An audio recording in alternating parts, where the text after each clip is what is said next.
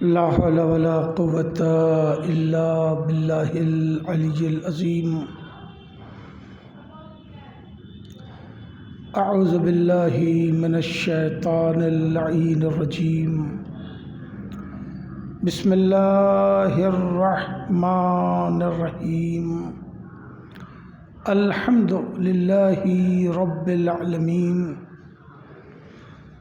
والصلاة والسلام على سید الانبیاء والمرسلین المخاطب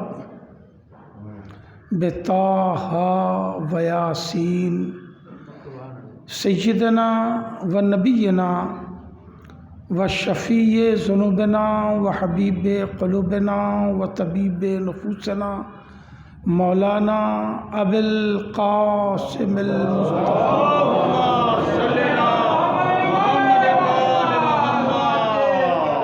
وآلہ الطیبین الطاہرین المعصومین المنتجبین الغر المیامین، ولعنۃ اللہ علی اعدائہم وقتلتہم وغاصبی حقوقہم اجمعین، من یومنا ھذا الی قیام یوم الدین. اما بعد فقد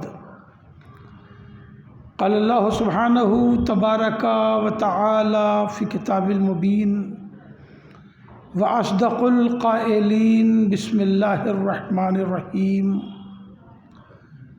رب اغفر لی ولوالدی ولمن دخل بیتی مؤمنا وللمؤمنین والمؤمنات ولا تزد الظالمین الا تبارا.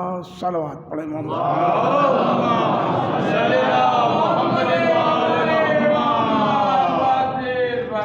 ایک بار سورہ حمد اور 3 بار سورہ توحید کی تلاوت فرما کر مرحومہ انیس فاطمہ جعفری بنت اقبال حسین جعفری صاحب کی روح کو ایصال ثواب کا.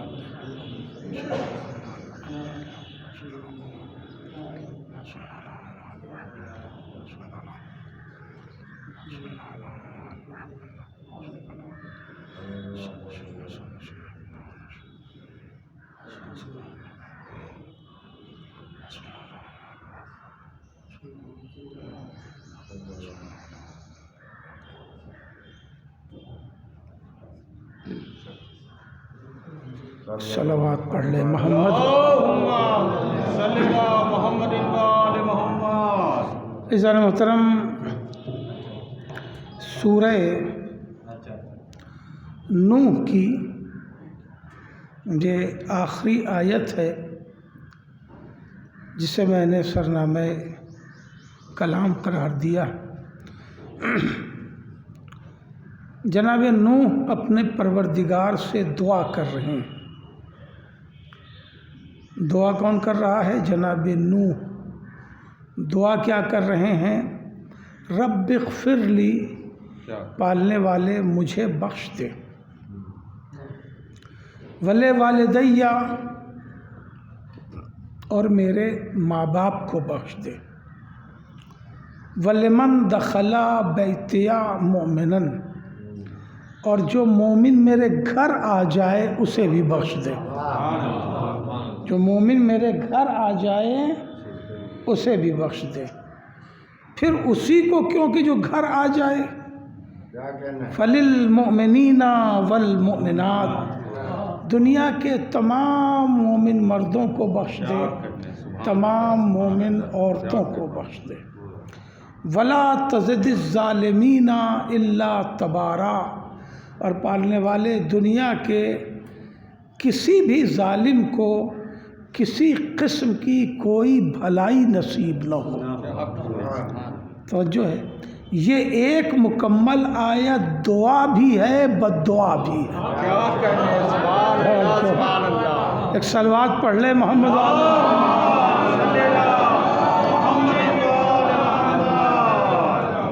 سورہ نوح میں 28 آیتیں ہیں. آخر کی مسلسل 4 آیتوں کا مطالعہ کریں. آخری کی، یہ بالکل آخر کی 28ویں آیت ہے. تو جناب نوح نے امت کا شکوہ کیا ہے. جناب نوح جن کی تبلیغی حیات 1000 سال کی، تبلیغی حیات، اصل حیات تو بہت زیادہ ہے، جنہوں نے 1000 سال امت کو سمجھایا، مگر کل 40 لوگ سمجھدار نکلے. آپ غور کریں، 1000 سال سمجھایا، تب 40 لوگ سمجھدار نکلے. اسی سے سمجھ لے انسان کے کتنا ناسمجھ ہے. ایک صلوات پڑھے محمد والے. اب ظاہر رودولی میں پڑھ رہا ہوں تو لفظوں سے تو بات بن ہی جانی چاہیے.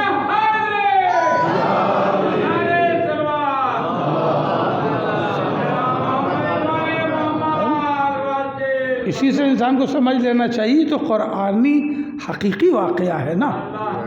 سمجھنا چاہیے کہ انسان کتنا ناسمجھ ہے کہ اتنی بڑی امت کو 1000 سال سمجھایا، مگر زمانے کی سمجھ میں نہیں آیا. کل 40 افراد سمجھدار نکلے. اصل میں انسان کی سب سے بڑی ناسمجھی یہ ہے کہ وہ اپنے کو سمجھدار سمجھتا ہے. سب سے بڑی ناسمجھی یہی ہے کہ وہ اپنے آپ کو سمجھدار سمجھتا ہے، اور یہیں سے پھر وہ غلط راہ اختیار کر لیتا ہے. نوح سمجھا رہے ہیں اور امت جناب نوح کو ہی جاہل اور بیوقوف کہہ رہی. اللہ کے نبی کو جاہل، بیوقوف، دیوانہ اور نادان کہہ رہی ہے.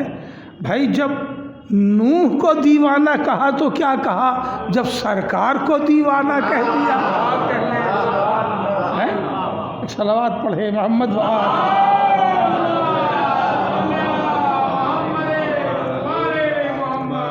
بہت توجہ چاہتا ہوں. تو جناب نوح نے اس آیت سے پہلی 2 آیتوں میں بد دعا کی.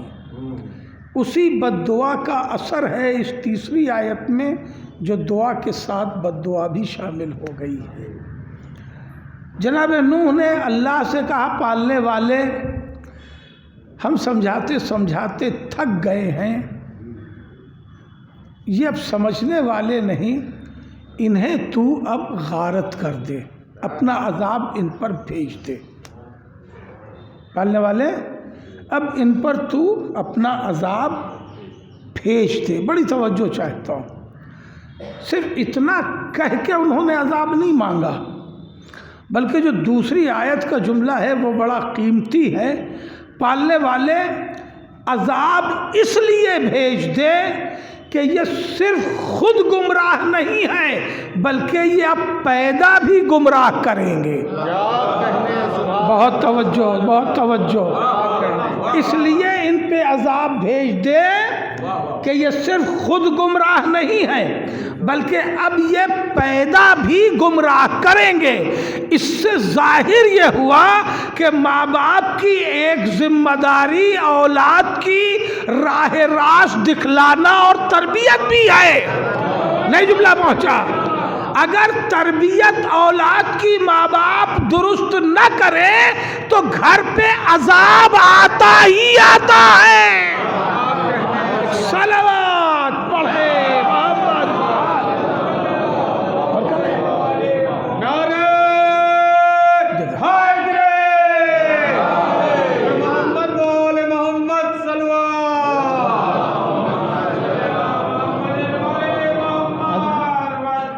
تربیت اور جستجوء راہ راست بھی ماں باپ کی ذمہ داری ہے، اور اگر نہ ہو اور اس صورت کو انجام نہ دے تو وہ گھر معذب ہوتا ہے. اب یہ اصول بن رہا ہے. پالنے والے اب اس لیے عذاب بھیج دے کہ یہ صرف خود گمراہ نہیں ہے، بلکہ یہ پیدا بھی گمراہ کریں گے. تو قانون بن گیا کہ اگر نسل بھی گمراہ پیدا ہو رہی ہو تو اس پر عذاب آ جاتا ہے. اب میں جملہ حوالے کر رہا ہوں. جناب نوح کہہ رہے ہیں کہ پالنے والے یہ صرف خود گمراہ نہیں ہے بلکہ یہ اب پیدا بھی گمراہ کریں گے، اس لیے ان پر تو عذاب بھیج دے۔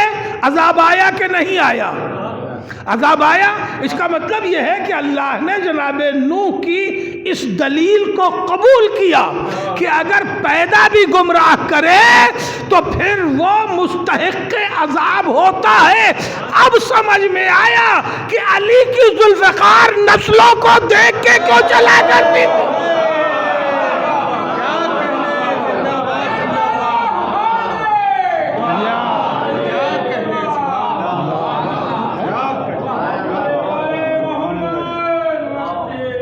اگر نسل میں مومن ہے تو بچے گا، اور اگر پیدا بھی گمراہی کرے گا تو پھر ذوالفقار بھی تو الہی عذاب کا نام ہے۔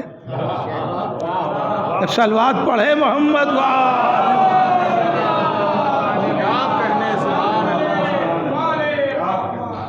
پالنے والے یہ پیدا بھی گمراہ کریں گے، لہذا انہیں ہلاک کر دیں۔ اب دعا کر رہے ہیں کہ رب اغفر لی، پالنے والے ہمیں بھی بخش دے، کہ ایسا نہ ہو کہ ہم سے بھی کوئی گناہ سرزد ہو۔ یہ نبی کی دعا ہے، ہمارے آپ جیسے انسان کی دعا نہیں۔ پالنے والے ہمیں بخش دے، وَلِ وَالِدَيَّ، اور ہمارے ماں باپ کو بھی بخش دے۔ کیا نبی جیسا بیٹا کسی عام ماں باپ کو ملتا ہے؟ تاریخ انبیاء اٹھا کے دیکھ لیں، نبی جیسا بیٹا کسی عام ماں باپ کو تو نہیں ملتا۔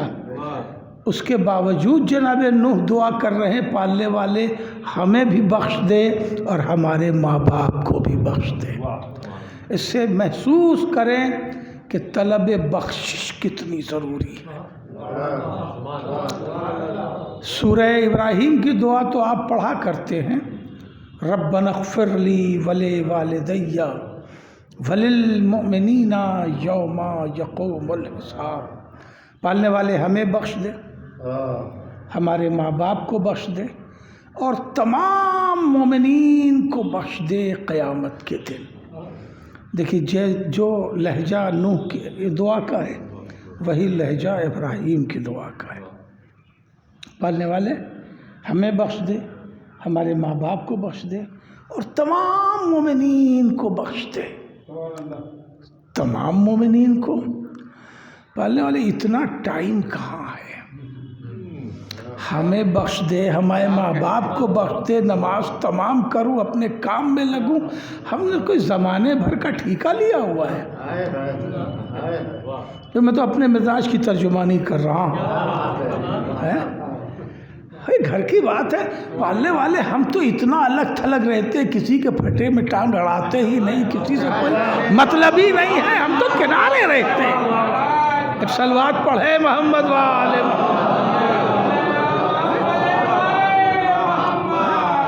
برسوں گزر جاتے ہیں کسی سے دعا سلام کیے ہوئے، ہم تو الگ تھلگ رہنے والے کم سخن لوگ ہیں، کسی سے زیادہ میل ملاپ نہیں رکھتے۔ اس پر سے تو نے دعا میں اتنا بڑا بوجھ ڈال دیا ہے، ہمیں بخش دے، ہمارے ماں باپ کو بخش دے، تمام مومنین کو بخش دے۔ ارے ہمیں بخش دے، ہمارے ماں باپ کو بخش دے، مومنین کو پالنے والے تو سمجھتے رہنا ہمیں کیا مطلب ہے، ہمیں کیا مطلب ہے کسی سے جواب قدرت آئے گا۔ میری بارگاہ میں آنا تو تنہا دعا لے کے نہ آنا، تنہا دعا سے خود غرضی کی بو آتی ہے۔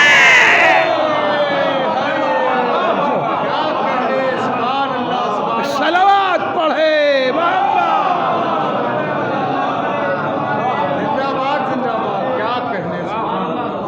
تنہا دعا لے کے نہ آنا، تمہاری تنہا دعا سے خود غرضی کی بو آتی ہے۔ تمہیں خبر ہی نہیں ہے، میں جلدی عہدہ برا ہونا چاہوں گا، وہ بہت مقصود نہیں ہے، تمہیں خبر ہی نہیں ہے کہ ہم جو تم سے مومنین کے لیے دعا کر رہے ہیں صرف عطا کا بہانہ ڈھونڈ رہے ہیں۔ جملہ سنبھالیے، جملہ سنبھالیے. ہم تو عطا کا بہانہ ڈھونڈ رہے ہیں، عطا کا بہانہ ڈھونڈ رہے ہیں، اس لیے کہ یہ اصول فطرت ہے کہ ہر پانے والے کو دینے والے کا وفادار ہونا چاہیے. ہر پانے والے کو دینے والے کا وفادار ہونا چاہیے. تم میرے کتنے وفادار ہو خود سوچ لو. ہم جو تم سے مومنین کے لیے دعا کرا رہے ہیں تو ہم تو تمہیں عطا کرنے کا بہانہ ڈھونڈ رہے ہیں، اس لیے دعا میں شامل کر لو. پالنے والے ہمیں بخش دے، ہمارے ماں باپ کو بخش دے، اور جو مومن میرے گھر آ جائے اسے بخش دے، بلکہ دنیا کے تمام مومنین و مومنات کو بخش دے. اللہ اکبر. میں نے کہا پالنے والے، پھر ایک بات پوچھنی ہے، مکالمہ افہام و تفہیم کی بنیاد پر ایک بات پوچھنی ہے. اگر میں مومنین کو شامل نہ کروں تو دعا خود غرضانہ ہے، تو اس میں پالنے والے خود غرضی شامل نظر آ رہی ہے، اس لیے کہ ہم مشرقی دنیا کے لوگ اپنے ماں باپ کو اولڈ ہاسٹل میں پلوانے کے عادی نہیں ہیں. اولڈ ہاسٹل میں پلوانے کے عادی نہیں ہیں. ہم مشرقی لوگ، یہ جملہ نہیں ہے، کلچر کی پوری ایک کتاب ہے جو اپنے جملے میں پڑھا. ہم مشرقی لوگ اپنے ماں باپ کو فوقیت دیتے ہیں، پریفرنس دیتے ہیں، اولیت دیتے ہیں. اپنی زندگی کے ہر مرحلے میں پیسہ میری تنخواہ کا ہوتا ہے، مگر چندے کی رسید پر ماں کا ہی نام چڑھواتا ہوں، باپ کا ہی نام چڑھواتا ہوں. پیسہ ان کا نہیں ہوتا، وہ تو میری تنخواہ کا ہوتا ہے، میری کمائی کا ہوتا ہے، میرے روزگار کا ہوتا ہے. مگر کوئی رسید کٹے، شرط یہ ہے کہ رسید اصلی ہو، مگر نقلی بھی ہو تو نام ہم ماں ہی باپ کا لکھواتے ہیں. پتہ نہیں اب بیدار تھے کہ نہیں، صلوات پڑھ لے محمد.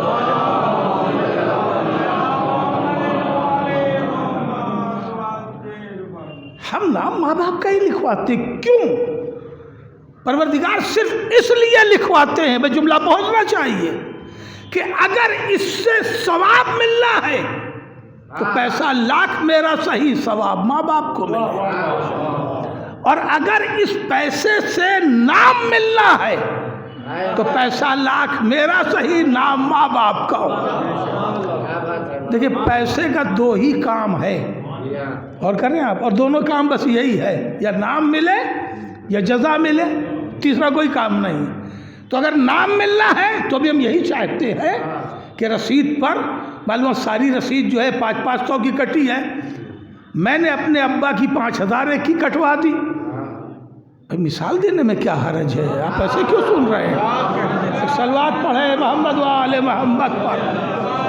بیدار رہیے تاکہ میں آسانی سے عہدہ برا ہو جاؤں. ایک صلوات پڑھے محمد و آل محمد.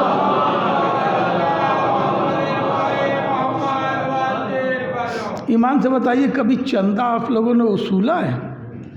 مدرسے کا، مسجد کا، انجمن کا، شب بیداری کا، کسی چندے سے وابستہ ہیں کہ نہیں ہے؟ ہیں. تو پھر مجھے بات کہنے میں آسانی ہوگی کہ جب بھی چندے کی رسید کھلتی ہے، اصلی رسیدوں کی بات کر رہا ہوں، ہاں پہلے میں بیعت کر چکا، تو اس میں پھر اسے چڑھایا جاتا ہے نا، فلاں کا 100، ان کا 200، ان کا 150. اور ایسے میں جب کوئی 5000 کی رسید آ جاتی ہے نا تو وہ آدمی بہت قاعدے سے پہچانا جاتا ہے. نام ہوتا ہے کہ نہیں ہوتا ہے؟ اب کمیٹی میں اس پہ بحث بھی ہوتی ہے، انہوں نے کیوں دیا ہے. ہو سکتا ہے سرپرست بننا چاہتے ہو تو اگلی بار بنا دینا ہے، وہ 10,000 دے سکتے ہیں مثلا. ایک صلوات پڑھ لے محمد و آل محمد. چلیے اب میں بات آسانی سے پہنچا سکوں گا. تو اگر نام ہونا ہے تو ماں باپ کا نام ہو، اور اگر وہاں جزا ملنی ہے تو ماں باپ کو جزا ملے. اسی لیے ہم لوگ اپنی زندگیوں میں ماں باپ کو فوقیت دیتے ہیں. نہیں، اور نازک مثال تک پہنچنا چاہوں گا، یہاں تک کہ اگر دوا لانی ہے مجھے اپنی بھی اور ماں باپ کی بھی، تو ہم ماں باپ کی پہلے خریدتے ہیں، اس لیے کہ پیسہ کم نہ پڑ جائے. ایسے ہی کرتے تو ہیں، نہیں کرتے ہو تو بتا دیجئے، مثال بدل کے چلوں. ہاں بھائی، بدل دو مثال. ایسے ہی تو کرتے ہیں، دوا پہلے ماں باپ کی لیتے ہیں تاکہ ان کی دوا پوری کورس آ جائے، پھر بچے گا پیسہ تو ہم اپنی دوا بھی لے لیں گے. تو اگر لفظ محسوس کیجئے گا، اگر عارضی شفا کی ضرورت ہے تو ہم فوقیت دیتے ہیں، اگر نام آنا ملنا ہے تو انہیں فوقیت دیتے ہیں، اگر الہی جزا کی، آخرت کی جزا کی بات ہے تو انہیں ہم فوقیت دیتے ہیں. تو پالنے والے ہم مشرقی لوگ اپنی تہذیبی زندگی میں ماں باپ کو فوقیت دیتے ہیں. اور مقام دعا میں تو مجھ سے کہہ رہا ہے پہلے اپنے لیے دعا مانگو پھر ماں باپ کے لیے مانگنا.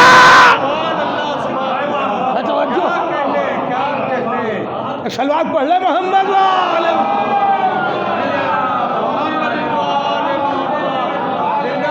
ہے نا. دو آیتیں ہیں نا، رب اغفر لی ولی والدیّ، ربنا اغفر لی ولی والدیّ. ایک سورہ نوح، ایک سورہ ابراہیم. پالنے والے، کیا تجھے اس میں خود غرضی نظر نہیں آ رہی ہے؟ مومنین کو شامل دعا نہ کروں تو خود غرضی ہے، اور اگر ماں باپ کو فوقیت نہ دوں تو اس میں بھی تو خود غرضی ہے. ہم ایسی دعا نہیں کر سکتے، میرے معبود ذرا سی ترمیم کر دے. آیتوں میں ترمیم نہیں ہوتی، مقام افہام و تفہیم ہے. بات پہنچانا چاہتا ہوں، ہم یہ چاہتے ہیں کہ پہلے میرے ماں باپ کو بخش دے، اور جب ماں باپ کو بخش لے تو پھر مجھے بھی بخش دینا. جواب قدرت آئے گا. کبھی ایسا نہ کرنا تم اپنی تہذیبی زندگی میں انہیں فوقیت دیتے ہو تو وہ اسی کے مستحق ہیں کہ ہر اعتبار سے، ہر قدم، ہر سانس، ہر لمحہ، اٹھتے بیٹھتے انہیں فوقیت دو. مگر مقام دعا میں آنا تو پہلے اپنے لیے دعا کرنا، بعد میں ماں باپ کے لیے دعا کرنا، اس لیے کہ تمہیں ان کا حقیقی مرتبہ پتہ نہیں ہے، اس لیے یہ خواہش کر رہے ہو کہ ہم ان کے لیے پہلے دعا کریں. مرتبہ سمجھ لو، پہلے اپنے لیے طلب مغفرت کرو، اور جب طلب مغفرت کے بعد میں تمہاری زبان پاک کر دوں تو پاک زبان سے ماں باپ کا نام لینا.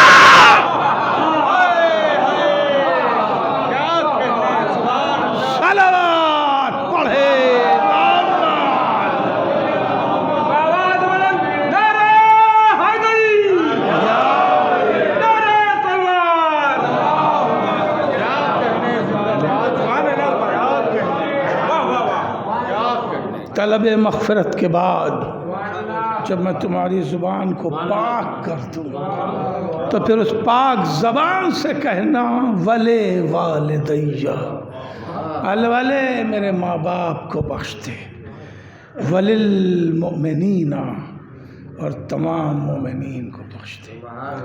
جب بھی بات ماں اور باپ کی آتی ہے، آپ قرآن اٹھا کے دیکھیں، 40 سے زیادہ آیتیں ہیں جس میں ماں باپ کا تذکرہ کیا گیا ہے، اور اکثریت سے اللہ نے ماں اور باپ کے لیے برابری کی لفظیں اختیار کی ہیں. جیسے یہی آیتیں ہیں ولی والدیّ، میرے ماں باپ دونوں، اس میں کوئی کسی سے کم یا زیادہ نہیں ہے.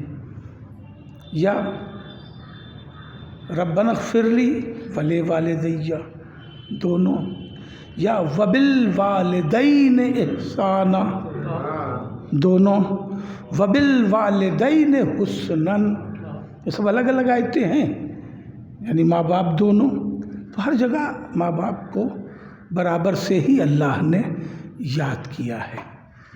2 آیتیں ہیں جس میں پروردگار عالم نے ماں کے مرتبے کا اظہار الگ سے کیا، جس میں ایک جگہ ارشاد ہوتا ہے تم کیا جانو کہ کن مشکل دنوں میں کس اذیت سے ماں نے تمہیں اپنے شکم میں اٹھائے رکھا، اگر کسی کو یہ بوجھ دے دیا جائے تو وہ قبول نہ کرے۔ اور کر رہے ہیں آپ، وہ برداشت نہ کرے، لیکن اس نے مدت در مدت تمہیں اپنی شکم میں اٹھائے رکھا۔ اب یہ ماں کی ایک افضلیت کا گوشہ قرآن نے ظاہر کیا، ایک افضلیت کا گوشہ رسول نے ظاہر کیا۔ ارشاد فرمایا ماں باپ دونوں عظیم ہیں، دونوں کا مرتبہ برابر ہے، دونوں کی اطاعت برابر سے واجب ہے، مگر کچھ عظمتیں ہیں جو ماں کو زیادہ حاصل، اور اس کی بنیاد وہی ہے کہ 9 مہینے تک ماں جب پرورش کر رہی ہوتی ہے تو اس میں باپ کا کوئی حصہ نہیں ہوتا، باپ کی کوئی مداخلت نہیں ہوتی۔ ماں کھاتی ہے تو اسی بچے کے اعتبار سے، ماں پیتی ہے کچھ تو وہی چیز جو اس کے لیے صحت مند ہو، اپنا ذائقہ کچھ بھی کہتا ہو مگر کھانا وہی کھائے گی جو اس کے لیے صحت بخش ہو۔ تو ظاہر ہے کہ اس احتیاط کا کوئی حصہ تو اسے ملنا چاہیے ہے بھئی، وہ عادل حقیقی ہے۔ رسول سے پوچھا کسی نے آ کے کہ یا رسول اللہ، سب سے زیادہ لائق رحم کون ہے؟ لائق رحم، اردو میں لائق رحم کا مطلب ہوتا ہے جسے 200 یا 500 روپیہ دیا جائے۔ نہیں جملہ پہنچا ہے؟ کوئی کسی کو 200 یا 500 دیتا ہے اور کوئی دیکھ لیتا ہے، ارے بھائی بڑا لائق رحم ہے نا؟ تو لائق رحم کا مطلب یہ ہے، عربی میں لائق رحم کا مطلب یہ نہیں ہوتا۔ لائق رحم کا مطلب ہوتا ہے ہر قسم کا حسن سلوک۔ بھئی کہاں تک بات پہنچا سکوں گا؟ میں لفظ محسوس کر لیں تاکہ مجھے وضاحتوں میں نہ رکنا ہو۔ ہر قسم کا حسن سلوک رحم کہلاتا ہے نا؟ سب سے زیادہ لائق رحم کون ہے؟ یعنی ہر اعتبار سے زیادہ مستحق حسن سلوک ماں ہے۔ رسول سے پوچھا کسی پوچھنے والے نے، کیا رسول اللہ سب سے زیادہ لائق رحم کون ہے؟ تو رسول نے فرمایا تمہاری ماں۔ اب وہ پوچھنے والا تھا ہمیں جیسے لوگوں میں سے تو تھا، جو جلدی مانتے نہیں ہیں، کہیں بات کام کی بھی نکل آتی ہے۔ اس نے مجھے یا رسول اللہ پھر اس کے بعد؟ رسول نے پھر فرمایا تمہاری ماں۔ اس نے کہا یا رسول اللہ پھر اس کے بعد؟ رسول نے پھر فرمایا تمہاری والدہ۔ 3 بار رسول نے فرمایا تمہاری والدہ۔ چوتھی بار اس نے پھر پوچھا یا رسول اللہ اس کے بعد؟ تو پھر کہا تمہارا والد۔ ایک صلوات پڑھے محمد و آل محمد۔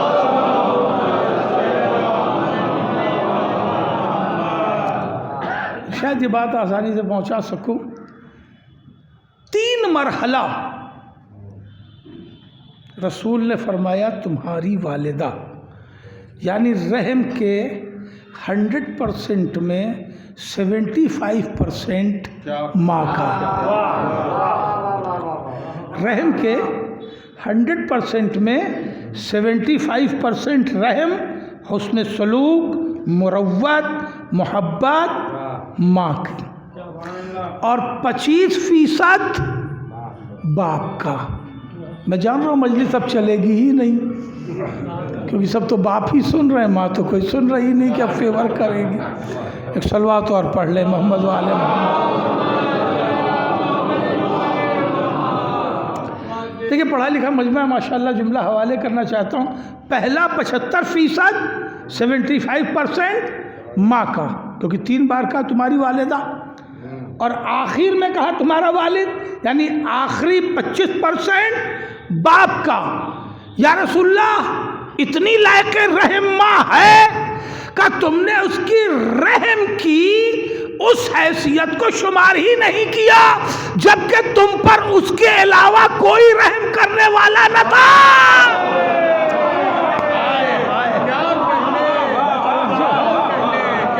تمہارے اوپر اس کے علاوہ کوئی رحم کرنے والا نہیں تھا۔ اب جملہ قیمتی حوالے کر رہا ہوں کہ جس طرح رحم کا 75% والدہ 25% والد اگر سن ولادت کو مطالعہ کرو تو پورے سال کا 75% ماں اکیلے دیکھتی ہے، 25% میں باپ شامل ہے۔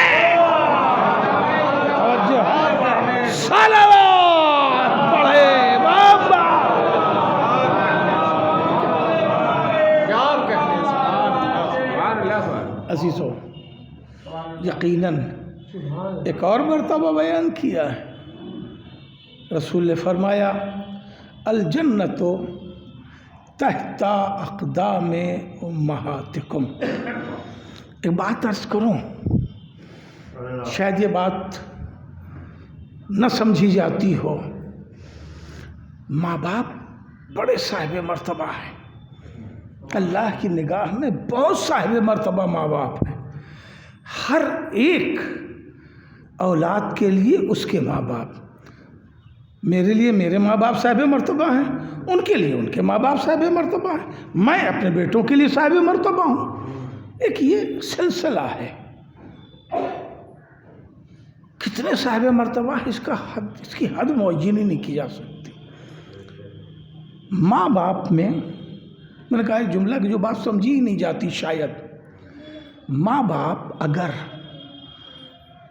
میں مومنین کی گفتگو کر رہا ہوں، وجود عطا کرنے کے بعد پلٹ کے بھی نہ دیکھیں تب بھی ماں باپ ہیں۔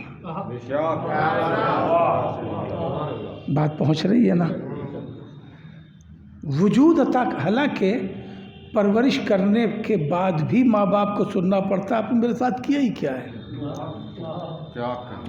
یہ سماج سے سنا ہوا جملہ ہے، میں صرف بال ریٹرن کر رہا ہوں اور کوئی جرم نہیں کر رہا ہوں، ہے نا؟ جنہوں نے پالا ہے ان کو، جنہوں نے جو پلے ہیں، وہ اکثر کہتے ہیں آپ نے تو کچھ کیا ہی نہیں، آپ سمجھتے ہی نہیں، آپ نے میرا کیریئر دیکھا ہی نہیں۔ میں اس جملے کے جواب میں یہ جملہ پڑھ رہا ہوں کہ اگر وجود عطا کر کے پھر پلٹ کے بھی نہ دیکھیں تب بھی ماں باپ ہیں، اور اس کے مستحق ہیں کہ ان کے لیے دعا کی جائے کہ پالنے والے میرے ماں باپ کو بخش دے، پالنے والے میرے ماں باپ پہ رحمت نازل کر، پلٹ کے بھی نہ دیکھیں تب بھی وہ ماں باپ ہیں۔ کیوں؟ اس لیے کہ وہ ہمیں، بہت قیمتی فقرہ آپ کے حوالے کرنا چاہتا ہوں، ہمیں وجود عطا کرتے ہی دو ایسی نعمتیں حوالے کر دیتے ہیں جس کی کوئی نظیر نہیں ہے کائنات میں۔ ابھی انہوں نے مجھے دیکھا نہیں اور نہ شاید کل دیکھیں، مگر ہمیں وجود عطا کرتے ہی انہوں نے ہمیں دو نعمتوں سے نواز دیا۔ ان دو نعمتوں کی بنیاد پر وہ مستحق ہے اس بات کے کہ انہیں اپنی دعائے خیر میں اور دعائے رحمت کے لیے یاد کیا جائے۔ اب وہ پوچھیے آپ کہ وہ دو نعمتیں کیا ہیں؟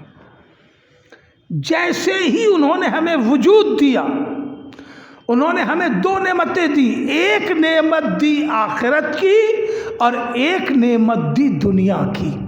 بھائی توجہ، دو نعمتیں، ایک نعمت دی آخرت کی اور ایک نعمت دی دنیا کی۔ انہوں نے، اب یہاں سے لفظ سنبھال لیجئے گا تو ہمیں وضاحت میں جانا نہیں پڑے گا، انہوں نے ہمیں طیب الولادت قرار دے کے دنیا میں مودت اہل بیت کا حقدار کر دیا، آخرت میں جنت کا حقدار کر دیا۔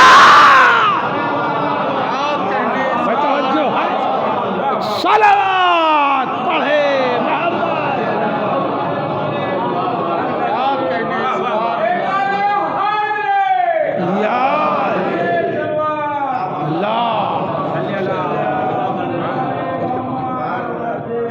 طیب الولادت قرار دے کے ایک دنیا کی نعمت دی، ہمیں مودت کا حقدار کر دیا، اور ایک آخرت کی نعمت دی کہ ہمیں جنت کا حقدار کر دیا۔ توجہ ہے، دو نعمتیں، اور ان دونوں نعمتوں میں جو ہمیں ماں باپ کے ہی ذریعہ ملتی ہے، ماں کو اہمیت زیادہ حاصل ہے۔ دیکھیے پھر بہت نازک مرحلے سے گفتگو ہے۔ ماں کو اہمیت زیادہ حاصل ہے، کیوں؟ رسول نے فرمایا الجنت تحت اقدام امہاتکم، جنت تمہارے ماؤں کے پاؤں کے نیچے ہے۔ جنت ماؤں کے پاؤں کے نیچے ہے۔ اچھا، ابا نے کیا قصور کیا؟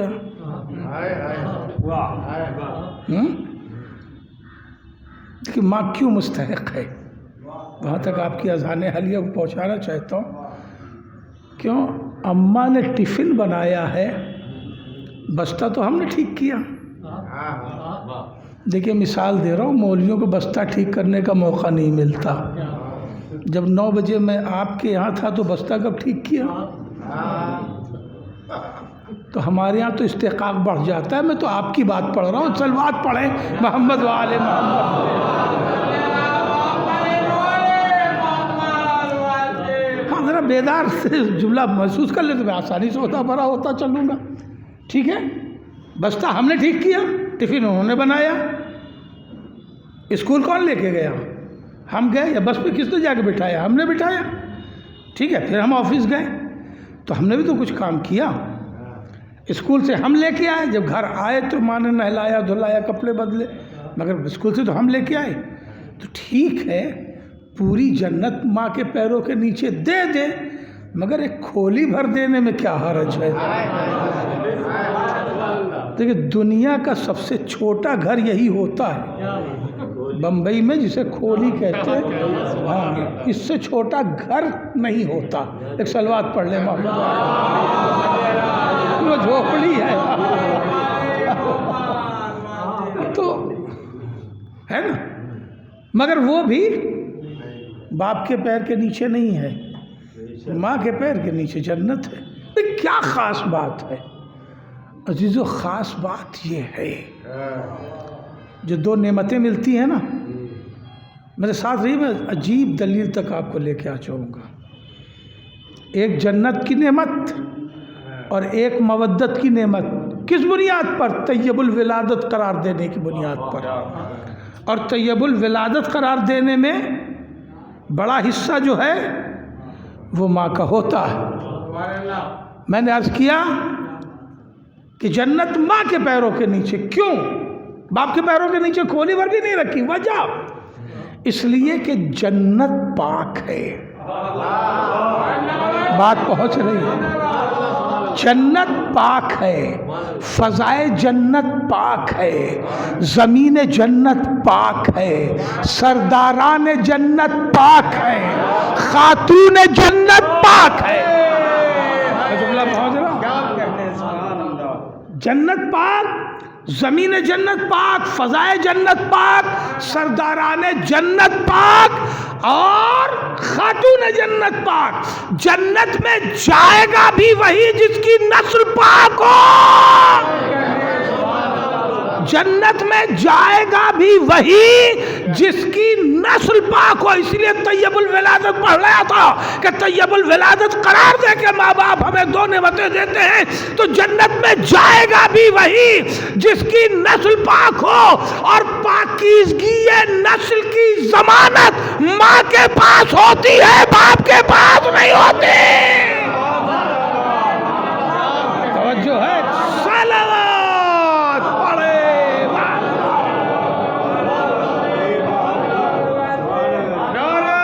جزاک اللہ۔ حضرت شہزادی کونین بلندر صلوات۔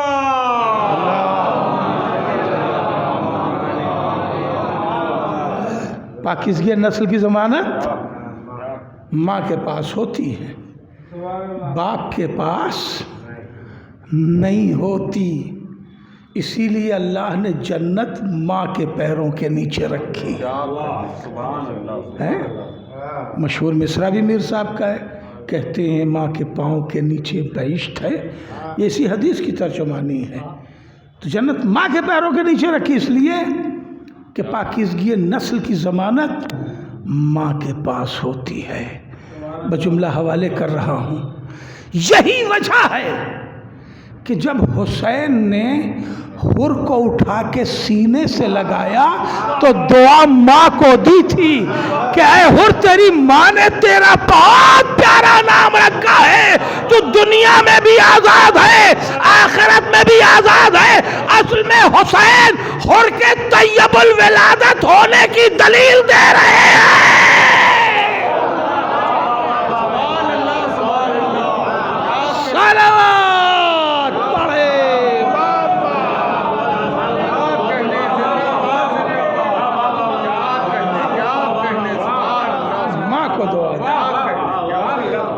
عزیزو، بہت اچھے لفظوں، بہت اچھے، بڑا عظیم مرتبہ ہے ماں کا، عظیم مرتبہ ہے ماں کا۔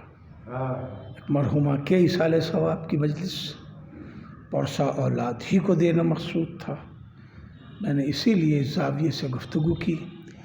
ممتا کی دنیا میں کوئی تمثیل نہیں ہے، اس کی محبت کی کوئی مثال نہیں ہے۔ ممتا میں کچھ ایسی ہی خاص بات ہے کہ تشبیہاً رسول نے بیٹی کو بھی ماں کہہ کے پکارا،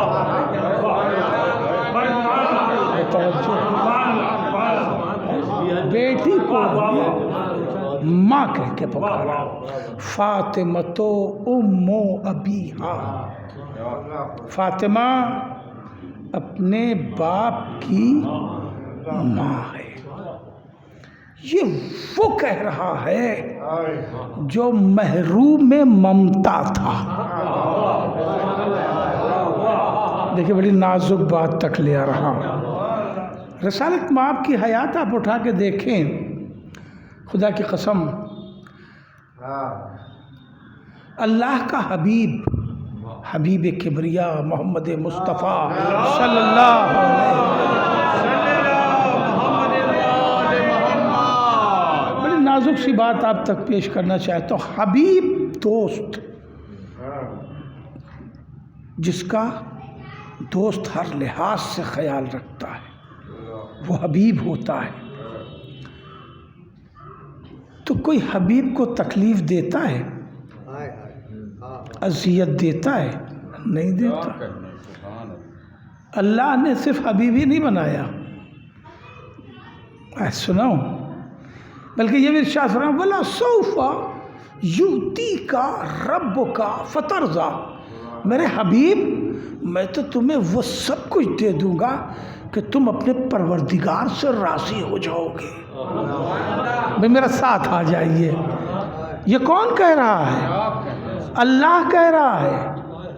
کیا کہہ رہا ہے؟ وَلَسَوْفَ يُؤْتِيكَ رَبُّكَ فَتَرْضَىٰ، فترضیٰ رضا سے بنا ہے، میرے حبیب میں تو آپ کو وہ سب کچھ بہت جلد عطا کروں گا کہ آپ اپنے پروردگار سے راضی ہو جائیں گے، خوش ہو جائیں گے، راضی ہو جائیں گے، خوش ہو جائیں گے۔ عجیب منزل ہے عزیزو، ساری کائنات مل کے چاہتی ہے کہ اللہ مجھ سے راضی ہو جائے، اللہ چاہتا ہے مصطفیٰ راضی ہو جائے۔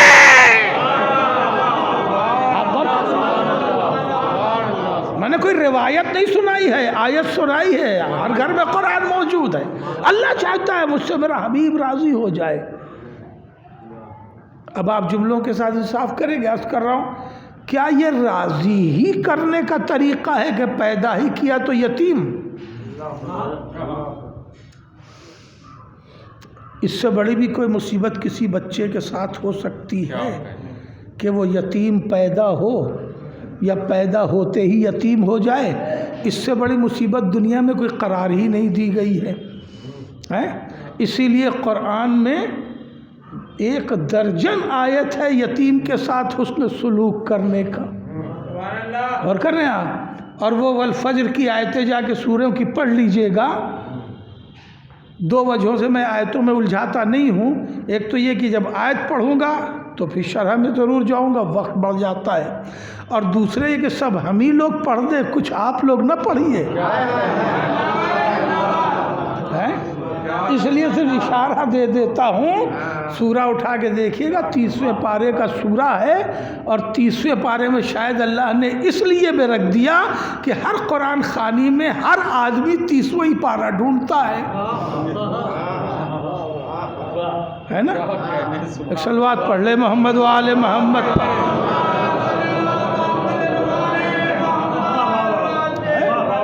اب بتائیے قرآن میں 30 پارے میں 30واں تو ایک ہی سپارہ ہے، اور ہر آدمی چاہتا ہے کہ ہمیں وہی پڑھنے کو ملے، تو پھر ختم قرآن تو زندگی بھر نہیں ہو پائے گا، چاہے زندگی بھر قرآن پڑھاتے رہیں۔ اسی میں پروردگار کہتا ہے کہ میں نے تمہیں نعمتیں دی تو تم بڑا خوش ہوئے تھے، اور جب تھوڑی سی تکلیف دی تو تم ناراض ہونے لگے کہ یا اللہ ہمارے ساتھ ایسا ہونا تھا۔ تمہیں پتہ نہیں ہے کہ تمہارے ساتھ ایسا اس لیے ہو رہا ہے کہ تم نے کسی یتیم کا خیال نہیں رکھا۔ یہ میزان قرآن کا دیا ہے، یہ کاظم مہدی عروج کا نہیں دیا ہے۔ اگر کوئی مصیبت آ جائے تو تلاش ضرور کرنا کہ کوئی یتیم تو نہیں ہے جس کا میرے اوپر حق ہے۔ اپنے خاندان میں، اپنے پڑوس میں، اپنے بازو اور پہلو میں تلاش کر لینا، اگر کسی یتیم مستحق کا حق ہمارے یہاں رہ جائے گا، قرآن کہہ رہا ہے اذیت ضرور دوں گا، مصیبت ضرور دوں گا۔ تو جب مصیبت آ جائے تو کبھی یہ بھی دیکھ لینا پلٹ کے کہ ایسا تو نہیں کہ میرے بازو میں، پڑوس میں کوئی یتیم ہو کہ جس کا حق میرے یہاں رہ گیا ہو، کیونکہ جو اللہ کہتا ہے وہ کرتا ہے، یہ ہمارا وعدہ تھوڑا ہی ہے کہ وعدہ کر کے نہ آئے۔ اس نے کہہ دیا ہے کہ تمہارے یہاں یتیم کا حق مارا گیا ہے تو ہم تمہیں تمہاری اہانت کریں گے، تمہاری توہین کریں گے، تمہیں اذیت دیں گے۔ تو اللہ نے کہا ہے تو ہوگا، لہذا سب سے آسان نسخہ یہ ہے اپنی کسی مصیبت پر کہ یہ ضرور دیکھ لیں۔ تو میں عرض کر رہا تھا کہ سب سے بڑی مصیبت اگر ہے تو وہ ہے کسی بچے کا یتیم ہونا۔ اور کر رہے ہیں آپ، میں 45 سال میں یتیم ہوا تھا تو مجھے یتیم نہیں کہا جائے گا، یہ بھی سمجھ لیجئے۔ یتیمی کی بھی ایک عمر اور ایک حد ہوتی ہے۔ ہاں ایسے نہیں کہ 45 سال میں کسی کا باپ مر جائے کہ بھائی ہم بھی تو یتیم تھے، میرا خیال نہیں کہ اس لیے مصیبت آ رہی ہے، ایسا نہیں۔ ایک صلوات پڑھ لے محمد و آل محمد۔ تو میں عرض کر رہا تھا کہ اللہ نے کہا وَلَسَوْفَ يُؤْتِيكَ رَبُّكَ فَتَرْضَىٰ، بات لفظ سے ادھر چلی آئی اور وقت بہت کم ہے، بہت وقت لینا مقصود نہیں ہے۔ تو میں عرض کر رہا تھا کہ اللہ نے اپنے حبیب سے کہا میں تمہیں وہ کچھ عطا کروں گا کہ تم اپنے رب سے راضی ہو جاؤ گے، اور کیا یہ کہ پیدا ہی یتیم کر دیا۔ 3.5 سال کے ہوئے اماں کو بھی اٹھا لیا، دادا نے بہت چھپا چھپا کے پالا، 8ویں سال دادا کو بھی اللہ نے بلا لیا، چچا نے 11 سال کی عمر میں لیا مصطفیٰ کو، 8 سال کی عمر میں چچا نے لیا مصطفیٰ کو، تو 11 سال کے بھی مصطفیٰ نہیں ہوئے تھے کہ ابو طالب کا سارا بزنس ہی تباہ ہو گیا۔ یہ رحمت للعالمین ہے جو پل رہا ہے۔ توجہ ہے، میں آپ کو متوجہ کر رہا ہوں اپنے جملوں کی ساخت سے، ورنہ اس طرح کے جملے استعمال نہیں کرنے تھے مجھے۔ آپ غور کریں، اور اللہ کہہ رہا ہے کہ میں تمہیں میرے حبیب وہ کچھ عطا کروں گا کہ آپ اپنے پروردگار سے راضی ہو جائیں۔ کیا کسی کو اسی طرح راضی کیا جاتا ہے؟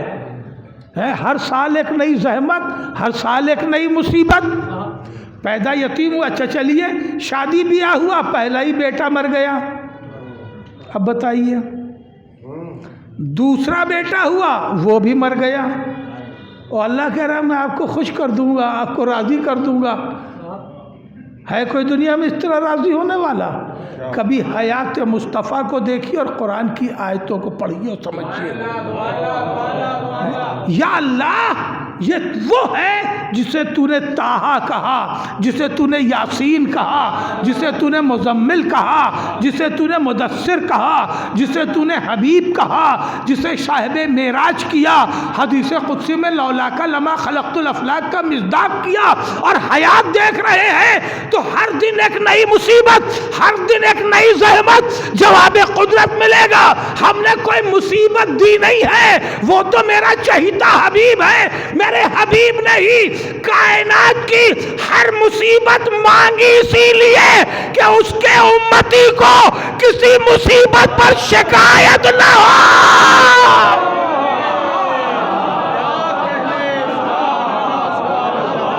توجہ،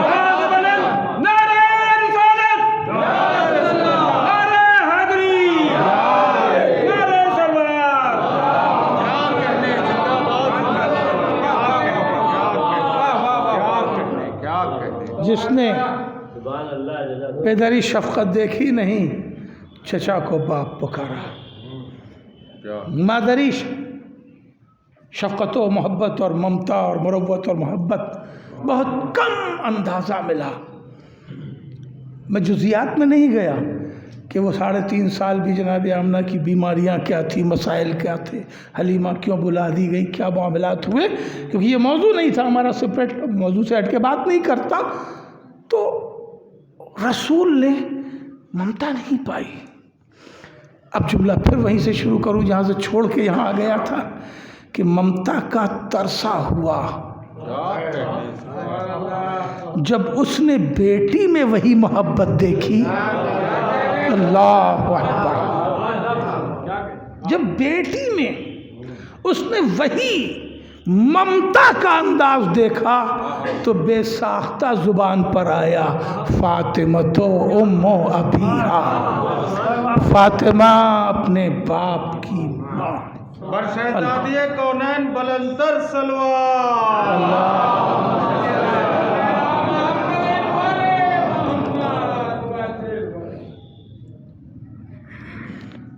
رسول پر ایک زمانہ وہ بھی آیا جو کسی مرد کے لیے انتہائی مشکل زمانہ ہوتا ہے۔ میں صرف منظر کے جزیات حوالے کر رہا ہوں۔ گھر میں ایک 7 سال کی بیٹی ہے، گھر میں ایک 7 سال کی، 6 سے 7 کے اندر 7 سال کی بیٹی ہے۔ زوجہ کا انتقال ہو گیا ہے، محلے والے دشمن ہیں، اور جس کے سہارے جی رہے تھے وہ ابو طالب بھی نہیں ہے۔ آپ بتائیں کیا ایک 51-52 سال کا آدمی اپنے آفیشیل پرابلمز کو اپنی 6-7 سال کی بیٹی سے شیئر کرے گا؟ دیکھیے اس کو انہی لفظوں میں محسوس کیجیے۔ کرے گا کہ بیٹا آج وہ آفس میں گئے تھے تو میرا باس بہت ناراض تھا، 6-7 سال کی بیٹی سے شیئر کرے گا؟ نہیں کرے گا۔ اپنے آفیشیل پرابلمز کو اتنی چھوٹی بیٹی سے شیئر نہیں کرے گا، وہ بھی اس بیٹی سے کہ جس کی ماں بھی گھر میں نہ ہو۔ رسول مکے کی گلیوں سے واپس آ رہے ہیں، عمر وہی ہے، وقت وہی ہے، خدیجہ کا انتقال ہو چکا، ابو طالب کا انتقال ہو چکا علیہ السلام، اور گھر کے اندر ایک 7 سال کی بچی ہے، اور رسول سر سے پیر تک زخمی ہو کے گھر کے اندر داخل ہو رہے ہیں، زخمی ہو کے گھر کے اندر داخل ہو رہے ہیں۔ اور وہ ننھی سی بچی ایک بار اپنے بابا کو سر سے پیر تک دیکھتی ہے اور دوڑ کے اپنے بابا سے لپٹ جاتی ہے۔ صرف بیٹی باپ سے لپٹ جائے تو درد آدھا ہو جاتا ہے۔ بچے ماں باپ سے لپٹ جائیں تو ماں باپ کی تھکن دور ہو جاتی. کلیجے سے لگایا, پوچھا بابا آپ کو یہ تکلیف کس نے دی ہے, کس نے آپ کو پتھر سے مارا ہے؟ کہ بیٹا یہ کفار مکہ ہیں جنہوں نے اپنے بچوں کو سکھا دیا ہے کہ ہم دیوانے ہیں, انہوں نے ہم پہ پتھر برسا دیے, اسی سے میں زخمی ہو گیا ہوں. اللہ اکبر. مقام توجہ ہے چند جملے. ایک بیٹی کو یہ سن کے کیا کرنا چاہیے؟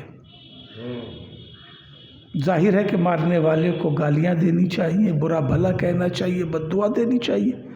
بھئی ہماری بیٹی ہے تو وہ تو بد دعا دے گی کہ اللہ کرے ان کے ہاتھ ٹوٹ جائیں, خدا انہیں غارت کر دے جنہوں نے میرے باپ کو اذیت دی. مگر زہرا نے ایسی کوئی بد دعا نہیں دی. میں جملہ پوچھنا چاہیے, زہرا نے ایسی کوئی بد دعا نہیں دی, اس لیے کہ زہرا اپنا مرتبہ پہچانتی ہے. میں بیدار نہیں ہے آپ. زہرا نے ایسی کوئی بد دعا نہیں دی. زہرا اپنا مرتبہ پہچانتی ہے کہ اگر میں کہہ دوں کہ اللہ ہی نے غارت کر دے تو طوفان نوح کا سما مکہ بن جائے گا. توجہ ہے, زہرا نے بد دعا نہیں دی. کیوں؟ جملہ پہنچ جائے. اس لیے بد دعا نہیں دی کہ اگر بد دعا دے دے تو روئے زمین مکہ پر کوئی زندہ نہ بچے گا. اور جبکہ میرے بابا کو انہی میں سے ابو ذر بھی نکالنے ہیں, مقداد بھی نکالنے ہیں, عمار بھی نکالنے ہیں, یاسر بھی نکالنے ہیں. صلوات پڑھے.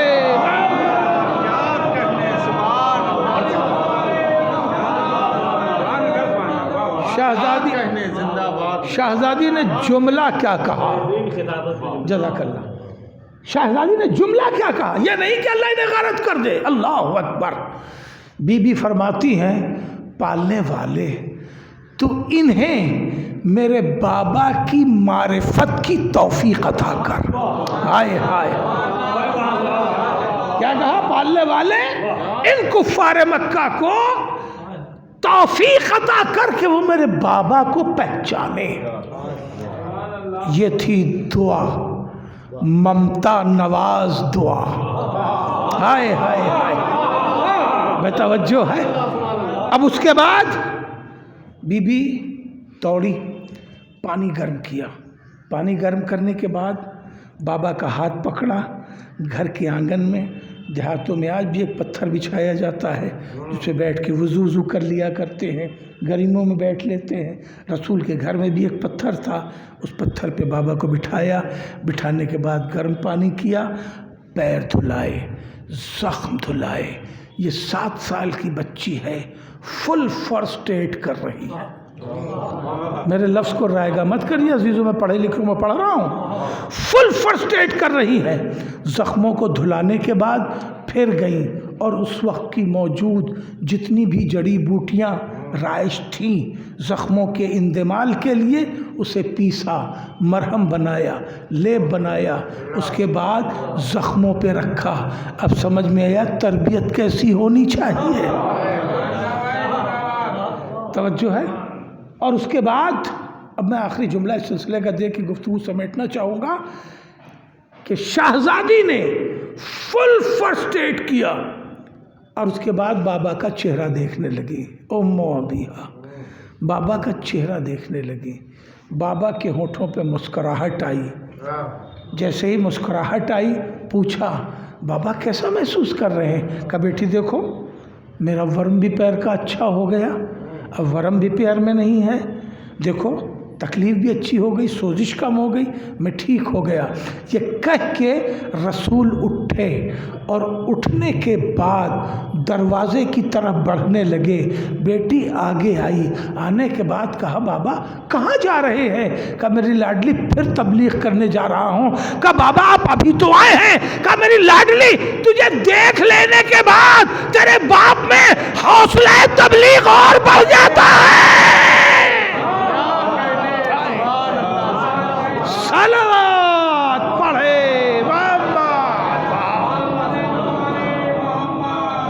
بس عزیزو یہ ہے ام و ابیہا، اپنے باپ کی ماں، جس کی عادت و فطرت میں اتنی ممتا ہو جب وہ خود اپنے بچے پال رہی ہو۔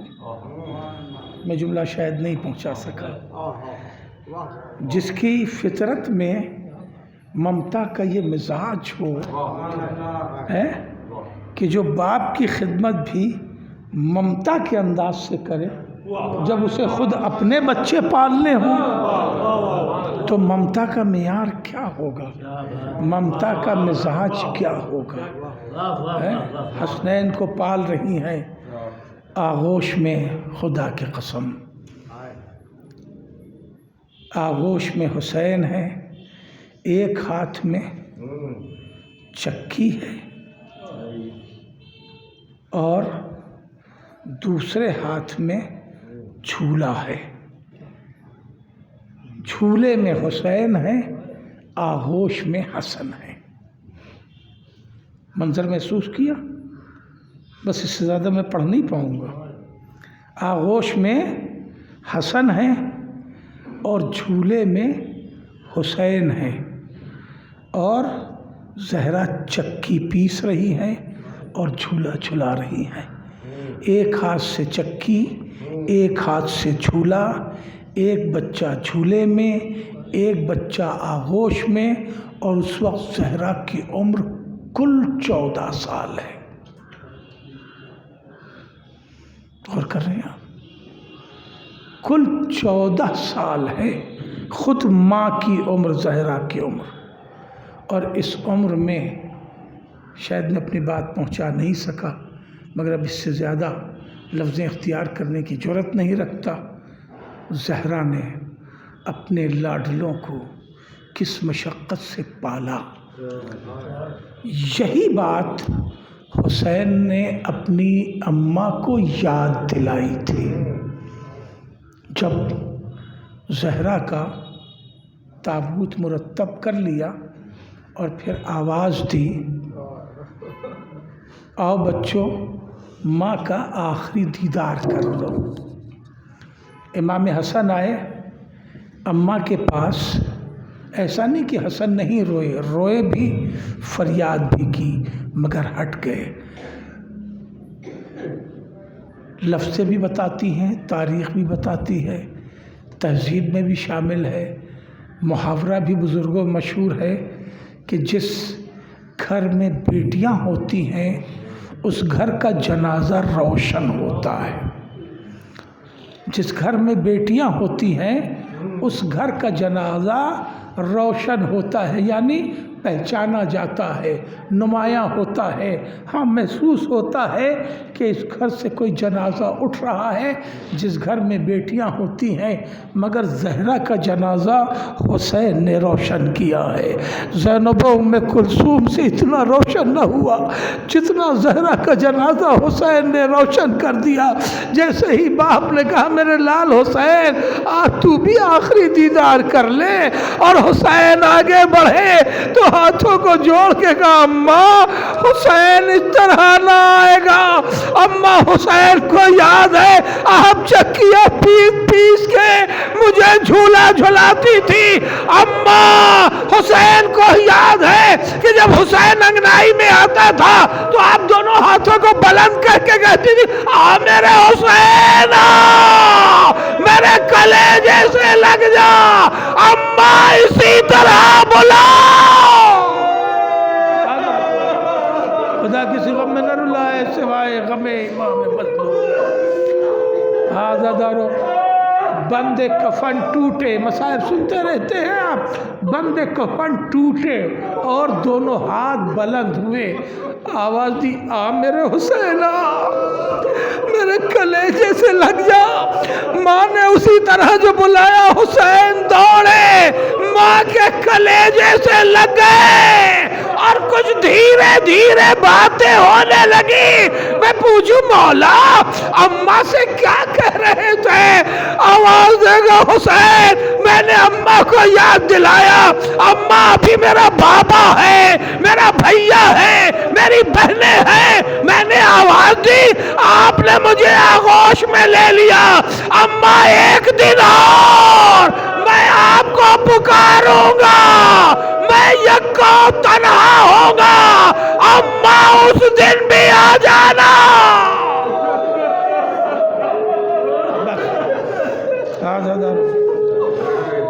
گفتگو تمام.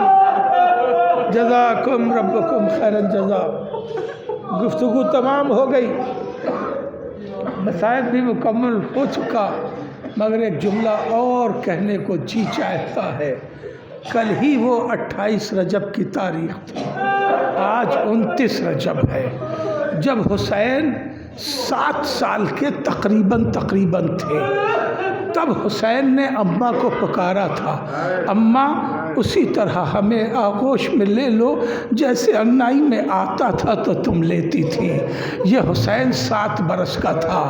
پورے تقریباً 50 برس بعد سن 60 ہجری 28 رجب کو حسین رات کی تاریکی میں اماں کی مزار پر پھیراتے ہیں. آج 57 برس کا حسین اماں کی مزار پر آیا ہے. روایت کہتی ہے حسین جب بابا کی مزار، نانا کی مزار پر گئے تھے تو قدم جما کے چل رہے تھے.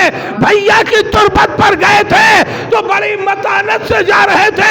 راوی کہتا ہے کہ حسین جب ماں کی تربت کی طرف بڑھے تو 57 برس کا بوڑھا بچوں کی طرح دوڑا اور اپنے کو ماں کی تربت پر گرا دیا. اماں تیرا حسین جا رہا ہے. بطول کی تربت لرزنے لگی. میرے لال تو تنہا نہیں ہے. حسین ماں بھی اب بقی میں نہ رہے گی. حسین تیرے ساتھ ساتھ کربلا سے کوفے سے شام. الا لعنت اللہ علی القوم الظالمین وسيعلم الذين ظلموا أي منقلب ينقلبون وإنا لله إليه راجعون. پالنے والے تجھے محمد و آل محمد علیہ السلام کا واسطہ اس مجلس عزا کو قبول فرما. مرحومہ انیس فاطمہ جعفری صاحبہ کو جوار معصومہ میں جگہ عنایت فرما. ان کے متعلقین کو صبر جمیل عطا فرما. تمام مومنین و مومنات جہاں جہاں بھی ہیں ان کے جان مال عزت و آبرو کی حفاظت فرما. تمام مومنین و مومنات کی حاجات دنیاوی اور اخروی کو پورا فرما. اللہ والے ہم سب کو توفیقات نیک عنایت فرما. امام زمانہ کے ظہور میں تعجیل فرما. ہم سب کو امام کے مددگار میں شمار فرما. ایک بار سورہ حمد اور 3 بار سورہ توحید کی تلاوت فرما کر مرحومہ انیس فاطمہ جعفری بنت اقبال حسین جعفری صاحب کی روح کو ایصال ثواب کر دیں. ربنا تقبل منا انکا انت السمیع العلیم.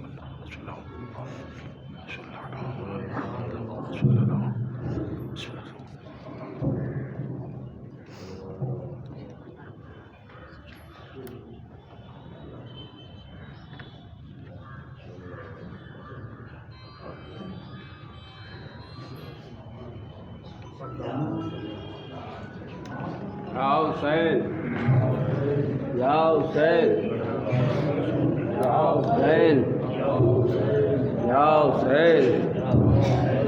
شب کے سناٹے میں مقتل سے صدا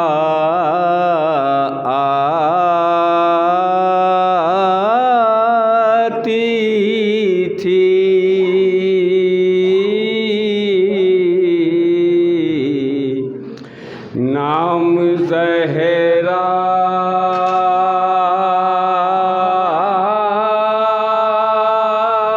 ہے میرا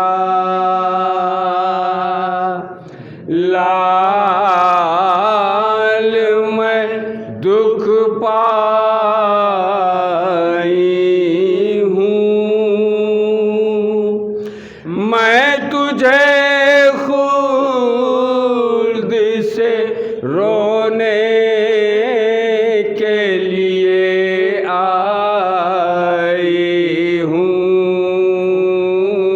نام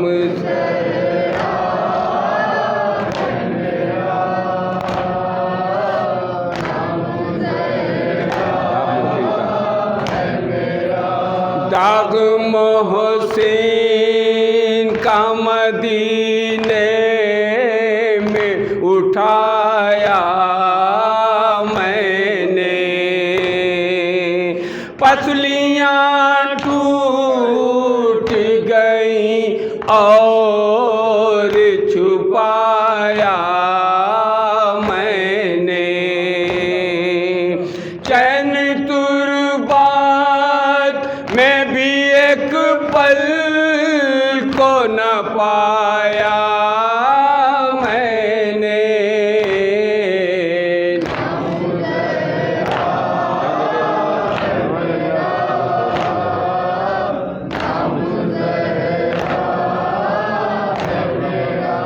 یہ تو اے نور نظر یاد تجھے بھی ہوگا، اس مشقت سے تجھے پیس کے چکی پالا، خون رستا ہے ہتھیلی سے ابھی تک بیٹا،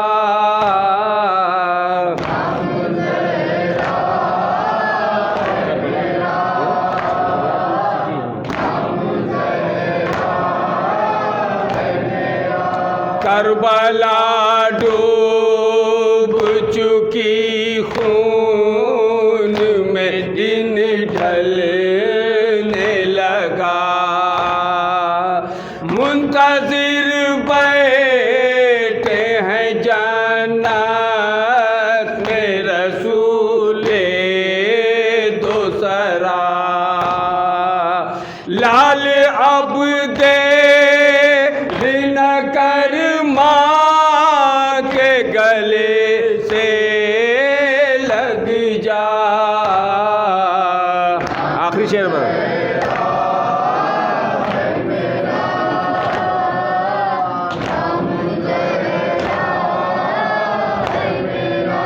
خون کی چادر تو ہٹاؤ کہ میں دیدار کروں، اپنی ممتا کا بھلا کس طرح اظہار کروں، ہر جگہ تیر ہے بے واسط، کہاں پیار کروں،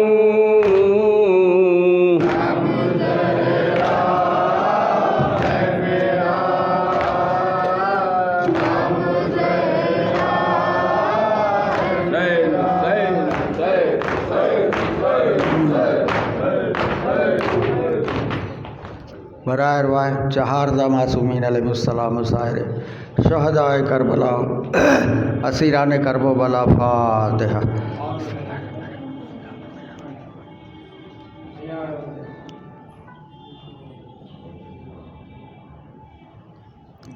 برائے جملہ ارواح مومنین مومنات، فاتحہ۔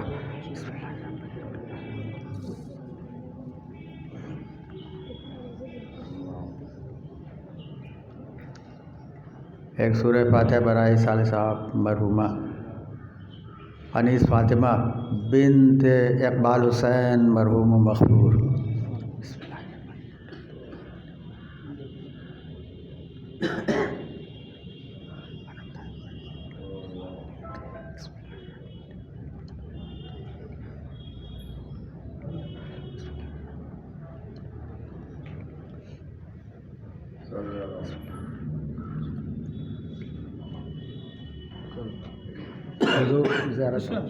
آپ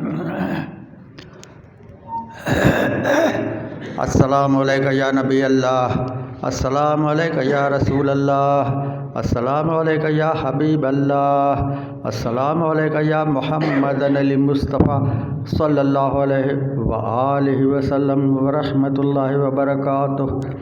السلام علیکم یا عباد اللہ، السلام علیکم یا ابن رسول اللہ، السلام علیکم یا ابن امیر المؤمنین، السلام علیکم یا ابن سیدۃ النساء العالمین، السلام علیکم یا اخی امام حسن علیہ السلام، السلام علیکم جمیعاً شہداء کربلا و اسیران کربلا ورحمۃ اللہ وبرکاتہ۔